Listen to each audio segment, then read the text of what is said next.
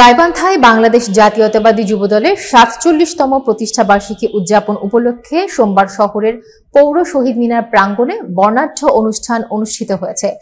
আলোচনা সভায় সভাপতিত্ব করেন জেলা যুবদলের সভাপতি রাগিব হাসান চৌধুরী। গাইবান্ধা থেকে জাহিদুল ইসলাম জানান, সভায় বক্তব্য রাখেন জেলা বিএনপি সভাপতি অধ্যাপক ডক্টর মাইনুল হাসান সাদিক, জেলা যুবদলের সাধারণ সম্পাদক আব্দুর রাজ্জাক ভুট্টো ও অন্যান্য নেতৃবৃন্দ। বক্তারা বলেন, যুবদল দেশের গণতন্ত্র পুনরুদ্ধারে অগ্রণী ভূমিকা পালন করে আসছে। জনগণের অধিকার এবং ভোটের মর্যাদা নিশ্চিত করার জন্য যুবদল সবসময় মাঠে থাকবে।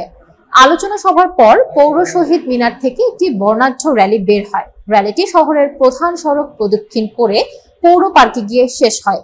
অনুষ্ঠানটি উৎসব মুখর পরিবেশে আয়োজন করা হয় এবং জেলা ও উপজেলা যুবদলের বিভিন্ন পর্যায়ের নেতাকর্মীরা এতে অংশগ্রহণ করেন।